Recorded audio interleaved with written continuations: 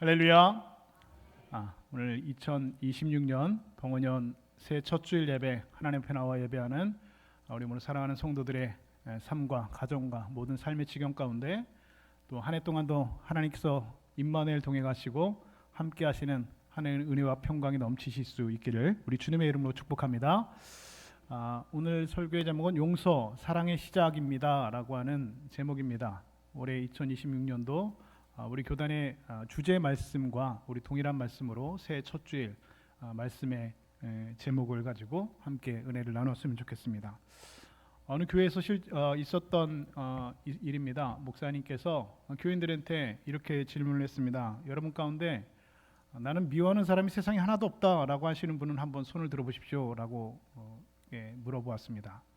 저도 한번 똑같이 한번 여러분에게 한번 질문해 볼까요? 여러분들 중에서 나는 세상에 미운 사람이 하나도 없다 하는 분 한번 손 한번 들어보시겠어요? 네. 훌륭한 분이 한 몇 분 계시네요. 나는 세상에 미워하는 사람이 하나도 없다. 손 들어보라고 하니까 아무도 손을 안 드는데 저 뒤에서 어떤 할아버지 한 분이 손을 이렇게 번쩍 들었습니다. 목사님이 야 이렇게 귀한 분이 있다니 앞으로 나오세요. 그래가지고 앞으로 모셨습니다. 그래가지고 어떻게 미워하는 사람이 여기 하나도 없는 분이 계십니다. 여러분 이분 얘기를 어떻게 그럴 수 있는지 한번 얘기를 잘 듣고 배우십시오 하면서 어떻게 미워하는 사람이 하나도 없습니까? 라고 그 노인장에게 물어봤다는 것이죠. 그랬더니 그 노인이 씩 웃으면서 이렇게 대답을 했습니다. 어떻게 미워하는 사람이 하나도 없습니까? 옛날에는 미워하는 사람이 몇 명 있었는데 지금 다 죽고 이제 하나도 없어. 이렇게 대답했다는 겁니다. 미워하는 사람이 있긴 있었는데 지금 어떻게 됐다고요? 죽었다는 겁니다. 나보다 먼저 가가지고 이제는 미워하는 사람이 없어졌다라고 이야기를 하셨다는 거죠. 여러분 우리가 평생 살아가면서 우리가 아무도 미워하지 않고 살아간다는 것은 참으로 쉽지 않은 일입니다. 살다 보면 남에게 상처를 주는 일도 생기게 되고 또 남에게 상처를 받는 일도 얼마든지 있을 수가 있죠. 그런데 문제는 그런 일이 생겼을 때 뭐 용서를 빌고 또 용서를 하면 더 이상 문제가 확대되는 것을 막을 수 있지만 서로 쓸데없는 자존심을 세우다가 용서할 수 있는 기회를 잃어버리고 화해할 수 있는 기회를 잃어버리고 서로 상처가 더 깊어지는 것을 우리는 간혹 보게 됩니다. 그런데 더 큰 문제는 우리가 누군가를 미워하는 마음을 가지고 있으면 마음이 병에 든다는 겁니다.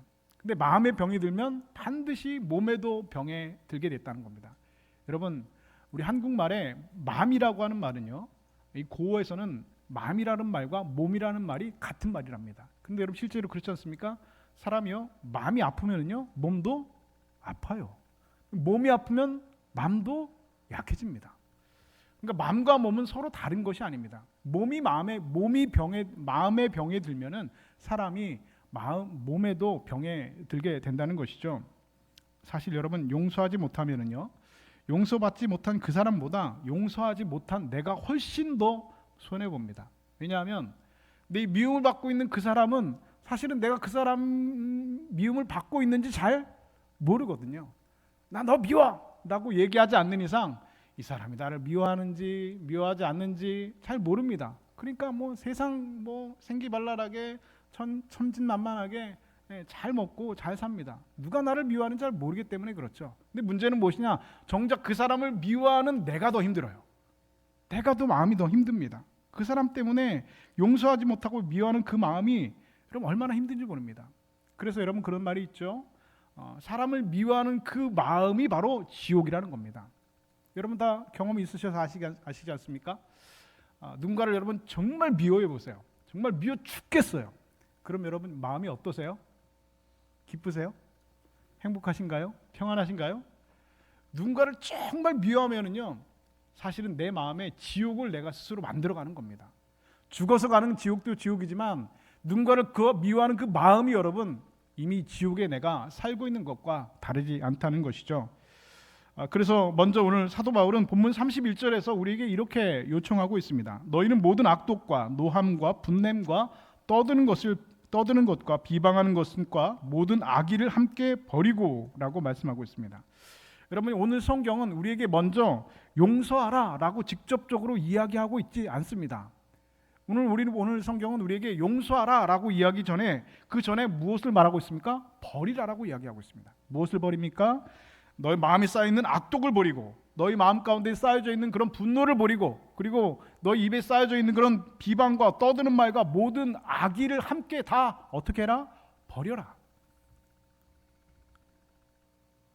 먼저 버리는 것이 중요하다. 용서하기 전에 우리의 그런 마음들을 버리는 것이 중요하다라고 말씀하고 있습니다. 왜냐하면 이런 것들은요, 우리 단순한 인간의 우리의 감정의 문제가 아니라 우리 안에서 자라나는 미움의 뿌리가 되어지기 때문에 그렇습니다. 이 미움이라는 것은요, 뿌리에서 시작합니다. 어떤 뿌리입니까? 악독과 비방하는 말과 악의와 이런 분노와 화냄과 이런 것에서부터 이런 미움이 시작된다는 겁니다. 이것이 뿌리가 된다는 것이죠. 그런데 이 뿌리는 그대로 둔 채 여러분 절대로 용서를 말할 수는 없습니다.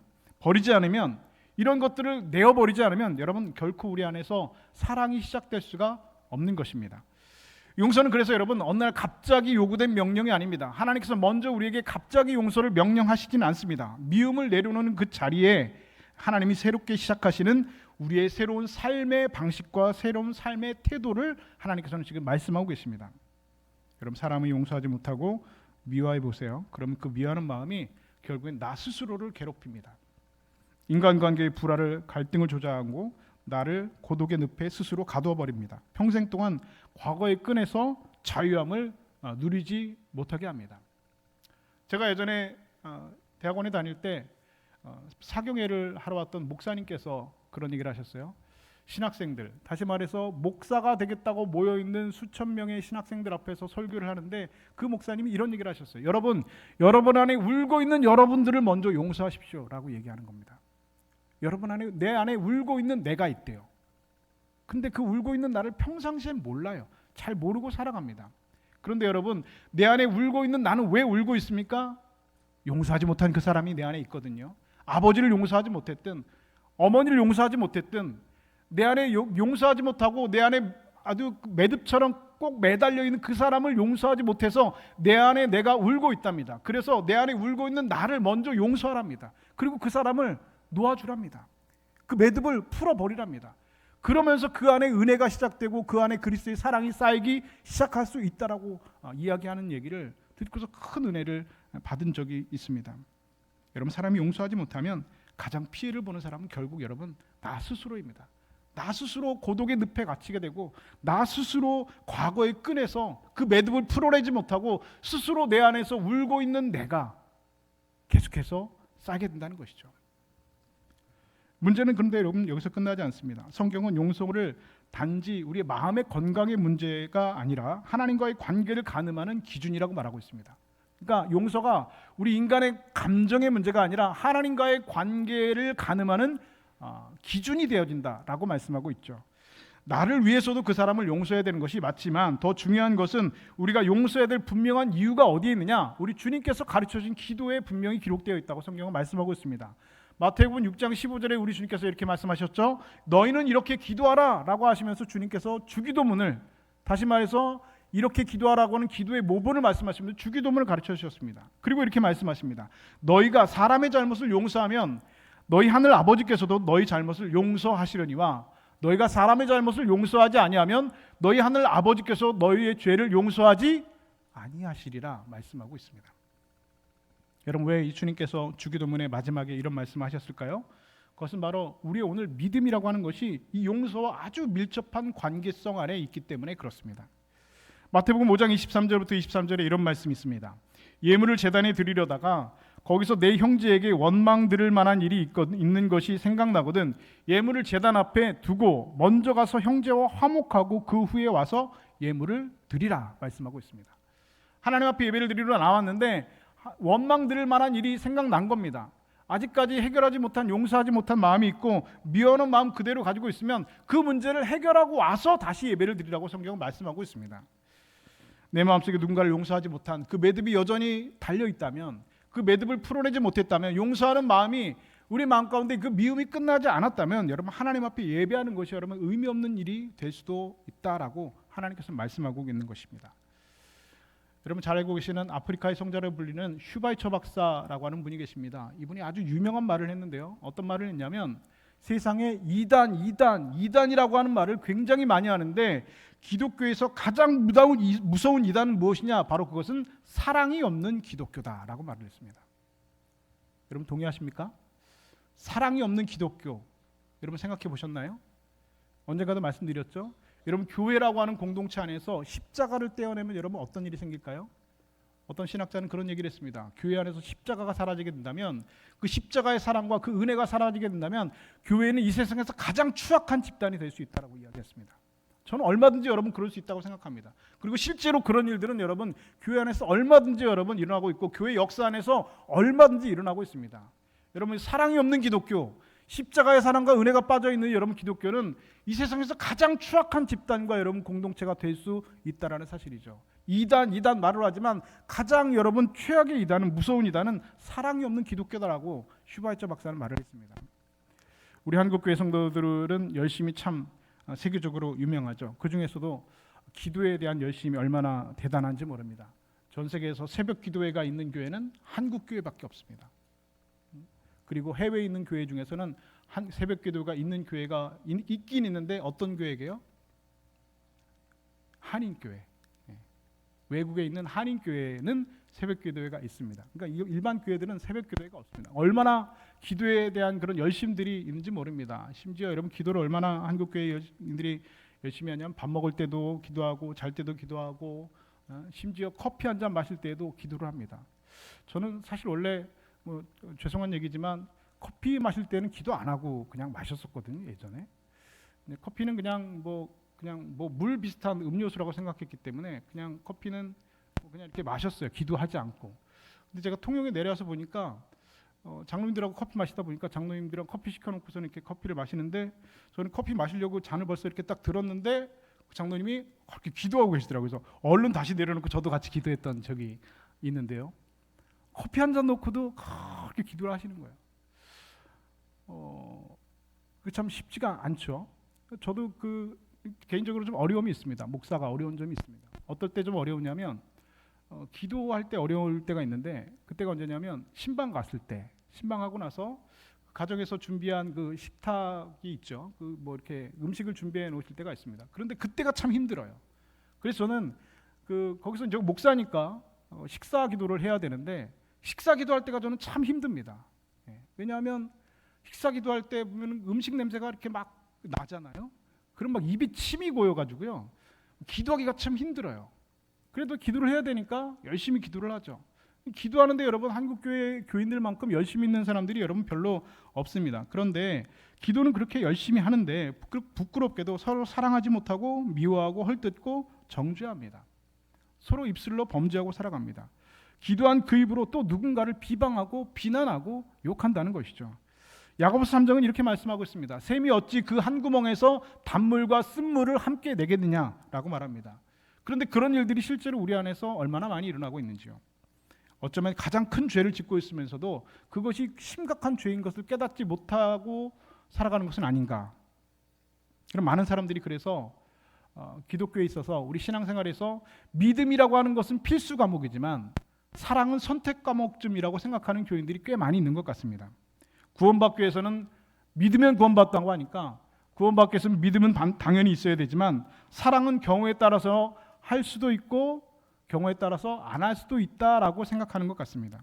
예수 믿었으니까 죽어서 천국 가는 것은 당연한 일이겠고 사랑하지 못한 것은 그냥 하나님 앞에 가서 조금 책망받고 혼나면 되겠지라고 생각을 한다는 것이죠. 여러분 그렇다면 여러분 요한일서에 기록된 말씀을 한번 들어보시겠어요? 요한일서 3장 14절 이렇게 말씀합니다. 우리는 형제를 사랑함으로 사망에서 옮겨 생명으로 들어간 줄을 알거니와 사랑하지 아니하는 자는 사망에 머물러 있느니라. 무슨 말씀입니까?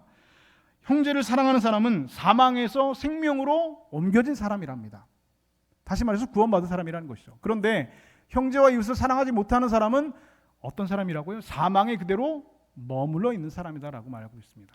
다시 말해서 구원받지 못한 사람이다라고 말씀하고 있는 겁니다.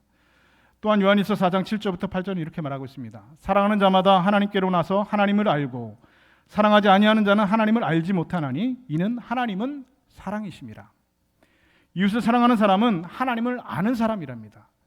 그런데 이웃을 사랑하지 못하는 사람은 아직 하나님을 알지 못하는 사람이랍니다. 결국 여러분 무슨 말입니까? 사랑은 우리 구원의 결과이자 강력한 증거가 될 뿐만 아니라 하나님께서 우리에게 명령하신 당연한 순종의 강력한 명령이 되어진다고 하는 사실입니다. 그래서 주님께서는 우리에게 분명히 말씀하셨죠. 내 이웃을 내 몸과 같이 내 자신과 같이 사랑하라 말씀하고 있습니다. 그리고 기독교는 누가 뭐라고 해도 여러분 사랑의 종교임은 여러분 논란의 여지가 없는 것입니다. 기독교가 여러분 무슨 종교입니까? 라고 묻는다면 여러분 뭐라고 말하시겠습니까? 사랑의 종교라고 말하겠죠.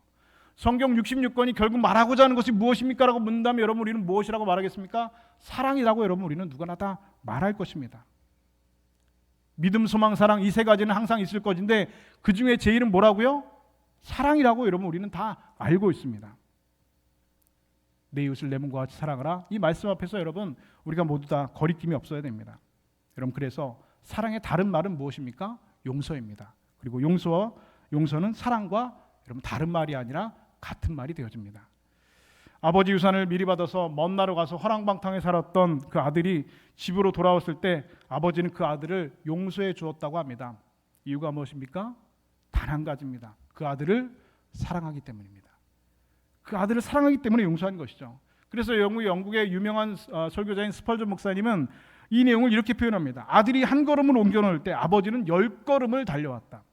여러분 그렇지 않습니까? 그 아들이 고개 푹 숙이고 아버지 앞에 가서 내가 뭐라고 말할지 고개 푹 숙이고 투벅투벅 걸어가고 있는데 먼 데서 그 아버지는 그 아들을 보고 있다가 그 아들의 모습을 발견하자마자 그 아들을 한 걸음 걸을 때 그 아버지는 10걸음을 달려가서 버선발로 맨발로 그 아들을 달려가서 끌어안고 입을 맞췄다. 성경은 기록하고 있습니다. 이유가 무엇입니까? 사랑하기 때문입니다.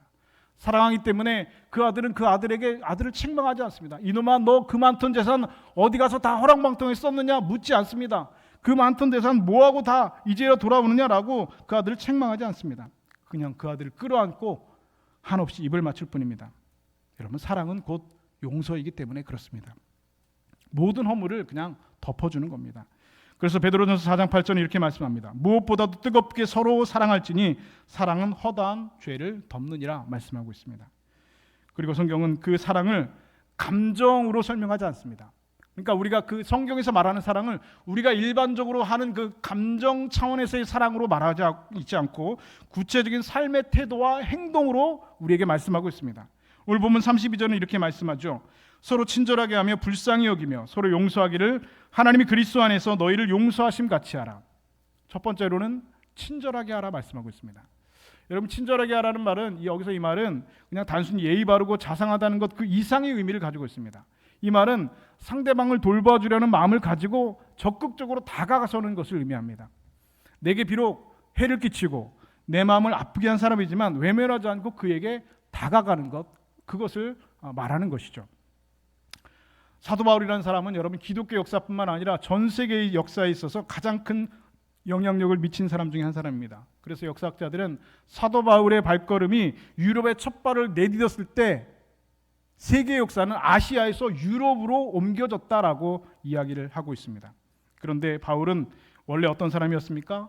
원래 이 사람은 예수 믿는 사람들을 핍박하던 사람이었죠. 예수 믿는 사람들을 잡아다가 감옥에 가두는 일을 하던 그런 사람이었습니다. 그랬던 그가 다메섹 도상에서 부활하신 예수님을 만나고 회심하였습니다. 그리고 그 인생에 완전한 전환점이 일어났습니다. 이제는 그리스도의 제자가 되었습니다. 그런데 문제는 무엇이냐? 아무도 그 바울을 믿어주려고 하지 않는다는 겁니다.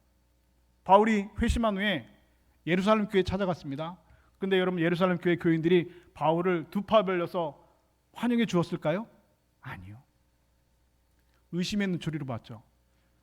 이놈이 또 우리 교회에 왔는데 또 여기 와가지고 우리 예수 믿는 사람들 잡아다가 한꺼번에 몰아서 잡아놓으려고 온 거 아니야 하면서 의심의 눈초리로 바울을 바라봤습니다. 예루살렘 교회가 사랑이 많은 교회이기 때문에 그를 내치지는 않았지만 계속해서 매주 와서 예배 드릴 때마다 의심의 눈초리로 바울을 째려봤을 겁니다. 안 봐도 비디오죠. 예루살렘 교인들이 얼마나 불편했겠습니까? 왜 그렇습니까? 사울은 이 바울이라는 사람은 예수 믿는 사람을 잡아서 옥에 가두던 사람이었는데 어느 날 내가 예수 믿는 사람이 되었다고 하면서 그 교회에 왔는데 여러분 누가 여러분 그 사람 말을 믿어 주겠냔 말이죠. 그런데 그때 그에게 다가온 사람이 있었습니다. 성경 그를 바나바라고 기록하고 있습니다. 사도행전 9장 27절은 그래서 이렇게 기록합니다. 바나바가 데리고 사도들에게 가서 그가 길에서 어떻게 주를 보았는지와 주께서 그에게 말씀하신 것과 다메섹에서 그가 어떻게 예수 이름으로 담대히 말하였는지를 전하니라. 자, 바나바가 이 바울을 데리고 예루살렘 교회에 있는 사도들에게 데리고 온 겁니다. 그리고 이 바울에 대해서 얘기해 준 겁니다. 이 바울이라고 하는 사람이 예전에는 비방자였고 폭행자였고 예수 믿는 사람들 감옥에 가두는 사람이었지만 이제는 예수님을 만나게 되었습니다. 그래서 주를 만났고 그리고 이제 복음을 전하는 사람으로 바뀌었습니다라고 예수님의 12 제자들 그 사도들에게 소개시켜주고 그를 예루살렘 교회의 교인들에게 만나게 그 접촉점을 마련해 준 사람이 바로 바나바라고 하는 사람입니다. 그런데 여러분 놀라운 것은 여러분 바나바는 여러분 어떤 사람이었냐? 여러분 초대교회 여러분 순교자 중에 여러분 스데반을 기억하십니까? 돌에 맞아서 죽었던 그 스데반. 그 사람은 여러분 예루살렘 교회 7 집사 중 하나입니다. 그런데 이 스데반은 여러분 바나바와 함께 예루살렘에서 같이 일을 했던 사람입니다. 그런데 그 스데반을 죽인 사람이 누구였습니까? 스데반을 여러분 죽이는 모든 일들에 그 모든 일들을 뒤에서 조종하고 주동했던 사람이 바로 바울입니다. 근데 그 바울을 지금 데리고 온 겁니다. 바나바가 어떻게 여러분 스데반 집사가 죽어가던 그 장면을 여러분 잊을 수가 있겠습니까? 원수 같은 사람이죠. 나와 함께 일했던 그 스데반을 죽이는 일에 앞장섰던 그 주동자가 바울입니다. 그런데 그 바울을 데리고 예루살렘 교회에 데리고 와서 사도들에게 소개시켜주고 우리 교회 교인들로 맞아들인다? 여러분 쉽지 않은 일입니다. 바울 때문에 여러분 수많은 교인들이 감옥에 갇혔습니다. 이런 말할 수 없는 고통을 당했습니다. 정말로 원수 같은 사람입니다. 그리고 온 교회가 그를 원수로 여기는 사람입니다. 그런데 바나바는 바울에게 먼저 다가가서 그에게 손을 내밀었습니다. 바울을 이해하고 돌보아 주려고 하는 마음을 가지고 다가왔습니다. 그리고 사도들에게 바울을 소개시켜주고 예루살렘 교인으로 받아들여졌습니다. 그리고 예루살렘 교회에서 그는 받아들여졌고 그리고 또 바나바는 안디옥 교회에 가서 그를 쓰임받게 해서 바나바와 바울은 기독교 역사상 최초의 선교사로 여러분 선교행을 떠나는 위대한 역사의 여정 가운데 선교 역사의 서막을 열게 되었다는 것이죠. 이 모든 일들이 바나바의 친절함이 없었다면 여러분 기독교 역사에서 사도 바울이라는 사람은 여러분 아마 존재하지 못했을 것입니다. 아마가 아니라 여러분 아마 바울이라는 사람은 여러분 무명의 사람으로 되었을 겁니다. 아마 바울이 실족하여 교회를 떠났거나 예루살렘 교회 성도들의 따가운 눈초리를 견디지 못하고 그 다음 주부터 교회에 안 나왔거나 아니면 예수님의 제자들에 의해서 이단으로 정죄되었을지도 모릅니다. 내게 비록 해를 입힌 사람이고 내 가슴에 깊은 상처를 남긴 사람이지만 예수 그리스도의 마음으로 바울을 찾아 나선 바나바 같은 사람이 있었기 때문에 여러분 오늘 사도 바울은 존재할 수 있었다라고 하는 사실입니다. 오늘 여러분 마음속에 누군가 미워하는 사람이 여러분 있으실 수 있습니다. 생각만 해도 그때 그 일이 생각나고 생각만 해도 이름만 들어도 치가 떨리고 이름만 들어도 옛날에 그 아픈 상처가 떠올리는 그런 사람들이 여러분 얼마든지 있을 수 있습니다. 여러분 마음 가운데 울고 있는 여러분들이 있어서 그 마음 가운데 아직도 풀어내지 못하는 그 매듭으로 인하여서 고통스러워하고 상처받고 여러분 그 고독의 늪에서 아직까지 고통스러워하는 분들이 얼마든지 계실 수 있습니다. 그렇다면 여러분 그에게 먼저 다가가는 겁니다. 외면하지 말고 그에게 한 발짝 먼저 다가가서 그에게 마음을 열고 손을 내미는 겁니다. 누구처럼요? 바나바처럼 원수 같은 바울에게 먼저 손을 내미는 겁니다. 이것이 여러분 친절하게 하며라고 하는 오늘 성경의 의미가 되어집니다. 이것을 불쌍하게 여기며 라고 말씀하고 있습니다.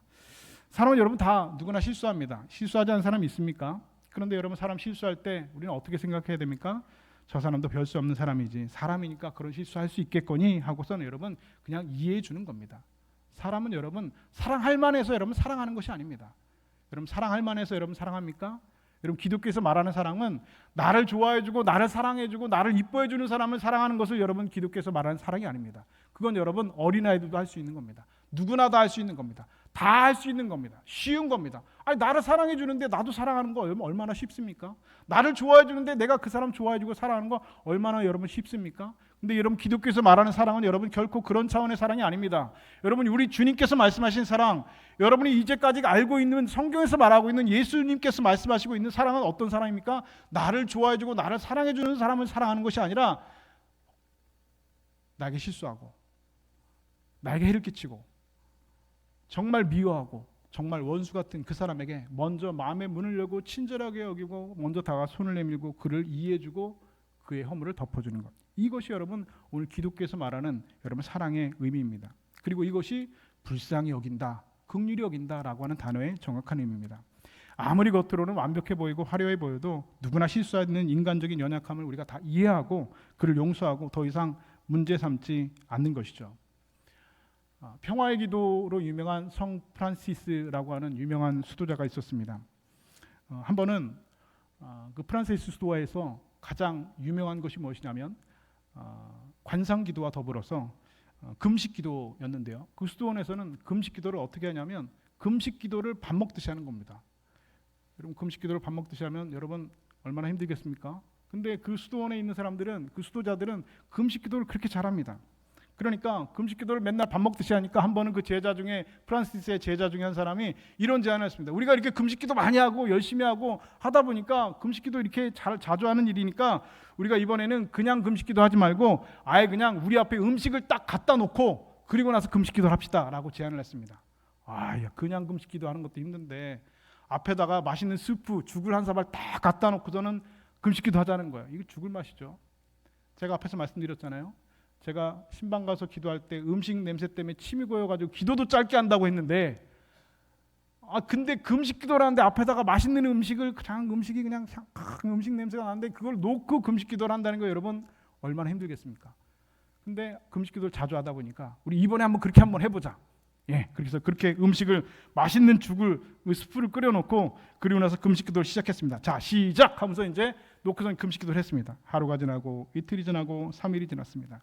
그런데 그 중에 한 제자가 도저히 그냥 금식 기도는 하겠는데 도저히 이 죽에서 나는 그 맛있는 냄새 때문에 도저히 못하겠다 하면서 다른 수도자들이 다 눈 감고서 기도하고 있는데 살짝 스프를 조금 떠먹었어요. 걸렸을까요? 안 걸렸을까요? 안 걸렸으면 제가 얘기를 안 했겠죠. 딱 걸렸어요. 그랬더니 옆에 있던 버티가 아니 너 지금 우리 지금 금식기도 같이 하고 있는데 지금 뭐 이걸 떠먹냐고 말이야. 당신 뭐 하는 사람이냐고 막 비난을 했습니다. 그랬더니 갑자기 그 앞에 있던 프란시스 그 스승님이 그 죽통에 있는 그 스프 그릇을 갑자기 앞에서 헐컥헐컥 하면서 다 마셔버린 겁니다. 이야 이 죽 맛있네 하면서 막 먹는 거예요. 그 제자들이 깜짝 놀랐죠. 아니 스승님 무슨 일입니까? 왜 이 죽을 갑자기 다 드십니까? 그랬더니 이 프란시스 수도자가 이렇게 말을 했습니다. 금식하면서 형제를 미워하느니 차라리 잘 먹고 사랑하자라고 얘기했답니다. 여러분 맞는 말이죠? 금식 맨날 하면서 여러분 형제를 미워하는 것보다 여러분 드시고 사랑하는 게 여러분 낫지 않겠어요? 맞는 말입니다. 금식하면서 여러분 미워하느니 차라리 여러분 먹고 사랑하는 것이 훨씬 여러분 나은 것이죠. 여러분에게 치명적인 여러분 실수한 사람이 있습니까? 그 실수로 인해서 여러분 큰 손해 끼친 사람이 있으십니까? 그렇다면 사람이니까 연약한 사람이니까 그럴 수 있다 하고 여러분 이해해 주는 겁니다. 연약한 사람이니까 금식하다가 주간 그릇 퍼먹을 수 있다라고 이해해 주는 겁니다. 여러분 사람은 다 불완전하고 다 연약한 존재입니다. 우리 누구나 다 그렇습니다. 하나님 앞에 여러분 다 우리는 불완전한 존재입니다. 그 사람의 인간적인 연약함과 실수를 여러분 이해하고 여러분 용서해 주는 겁니다. 그것이 여러분 불쌍히 여기며라고 하는 단어의 말의 의미가 되어집니다. 이어서 본문은 서로 용서하기를 하나님이 그리스도 안에서 너희를 용서하심 같이 하라라고 말씀하고 있습니다. 어떤 사람은요 도무지 용서가 안 된다는 말이 있습니다. 사람이 있습니다. 목사님 제가요 다른 사람은 내가 용서할 수 있겠는데 이 사람은 절대 안 됩니다. 이 사람은 내가 죽었다 깨나도 용서가 안 됩니다 라고 말씀하시는 분들도 계십니다. 그런데 여러분 용서라고 하는 것은요 우리의 단순한 우리의 감정과는 여러분 상관없이 해야 되는 일이기 때문에 그렇습니다. 용서는 여러분 감정의 차원에서 일어나는 문제가 결코 아닙니다. 여러분의 감정을 따라가면 사실 아무것도 할 수 없습니다. 월요일 아침에 여러분 출근하는 게 기쁘고 즐거운 사람 어디가 있겠습니까? 한 2년 집에서 백수로 놀던 사람 빼고 여러분 월요일 날 아침에 기쁘고 즐겁게 출근하고 싶은 사람이 어디 있겠습니까? 그런데 여러분 그냥 게으름 피우고 싶고 그냥 누워있고 싶지만 내 그런 감정을 억누르고 일어나서 출근하는 겁니다. 사람이요 감정만 따라가면 여러분 할 수 있는 것이 여러분 없습니다. 용서도 마찬가지죠. 여러분이 느끼는 감정과는 상관없이 여러분 우리가 용서해야 된다는 것입니다. 왜냐하면 여러분이 그보다 훨씬 더 엄청나고 큰 사랑을 큰 용서를 우리는 이미 경험하고 받은 사람이기 때문에 그렇습니다. 마태복음 18장에 용서할 줄 모르는 종의 비유가 나오는데요. 어떤 나라에 임금에게 1만 달란트를 빚진 사람이 있습니다. 근데 그 사람이 빚을 갚을 능력이 없어서 처자식까지 팔아야 될 그런 처지에 놓이게 되었습니다. 임금이 불쌍히 여겨서 그의 모든 빚을 다 탕감시켜줬습니다. 1만 달란트의 빚을 없는 걸로 해줬습니다. 아유 감사합니다. 감사합니다. 그 자리에 나오다가 보니까 저기 앞에서 나한테 100데나리온 빚진 사람 만났습니다. 이 사람이 조금 전에 1만 달란트를 탕감받은 그 사람이 나한테 100데나리온 빚진 사람 멱살을 붙잡고 야 이놈아 너한테 100데나리온 언제 갚을래 하면서 그 사람 멱살을 붙잡고 감옥에 갔다 가둬버렸다는 것이죠. 두 사람 빚진 액수를 한번 비교해 볼까요? 한 데나리온이 하루 품삯입니다. 그러면 100데나리온 여러분 100일간의 품삯인데 그럼 뭐 오늘날의 그 화폐로 환산해 보면 하루 품삯을 한 10만 원, 뭐 보수적으로 잡아도 한 10만 원 정도 잡으면 100데나리온은 얼마입니까? 한 1000만 원쯤 되는 돈입니다. 근데 그 사람이 그 임금에게 탕감받은 여러분 1만 달란트는 얼마입니까? 바로 6천만 데나리온입니다. 한국 돈으로 얼마입니까? 계산이 빠른 분 한번 계산해주세요. 6조입니다. 6조 원. 한국에서 가장 비싼 건물 건설비가 4조 2천억이 들어간 123층 롯데월드타워를 여러분 한 채 짓고도 2조 8천억 원이 남는 돈입니다. 감이 잘 안 오시죠? 저도 이렇게 설교하고 있지만 감이 잘 안 오긴 마찬가지입니다. 조 이상 넘어가면요, 뭐 우리가 가늠이 안 되는 거잖아요, 그렇죠? 여러분 왜 예수님께서 이런 비유를 우리에게 말씀하셨을까요? 우리가 하나님께 받은 용서가 그만큼 크다라는 겁니다. 얼만큼? 1만 달란트만큼 엄청난 6조 원의 만큼의 빚을 탕감받은 사람인데 우리는 100데나리온 빚진 그 1000만 원 빚진 사람 멱살을 붙들고 야 이놈아 너 잘 만났다. 너 내 빚 안 갚으려면 감옥에 가야지. 라고 하고 있다는 것이죠. 그 비유를 지금 말씀하고 있는 겁니다. 엄청난 용서를 엄청난 빚을 탕감받은 사람이 그 100데나리온 그것을 용서하지 못하고 탕감하지 못하고 감옥에 가두고 있다는 것이죠. 어느 누가 여러분 예수님의 그 생명과 그분께서 십자가에서 흘리신 그 피의 값을 여러분 매길 수가 있겠습니까? 그분은 천지를 창조하신 하나님의 본체이신 분입니다. 그런데 그분이 인간의 몸을 입고 오셔서 온갖 멸시와 천죄를 받으시고 십자가에 달려 죽으셨습니다. 그 이유가 무엇입니까? 단 한 가지입니다. 우리를 용서하시기 위해서입니다.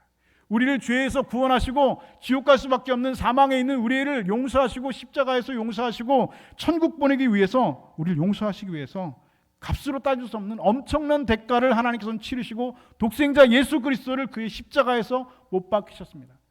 엘리 엘리 라마 사박다니 나의 하나님 어찌하여 나를 버리시나이까 외치는 순간에도 하나님께서는 그 순간에도 침묵하셨습니다. 이유는 무엇입니까? 우리를 용서하시기 위해서.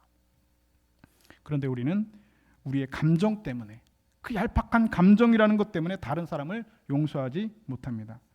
여러분 우리가 얼마나 대단한 사람이기 때문에 하나님 사랑 앞에서 내 감정을 여러분 내세울 수 있겠습니까? 여러분 우리가 감정에 상관없이 우리는 용서해야 됩니다. 그것이 하나님께서 용서를 받은 자로서 마땅히 해야 될 일입니다. 그래서 오늘 성경은 말씀하죠. 서로 용서하기를 하나님이 그리스도 안에서 너희를 용서하심 같이 하라.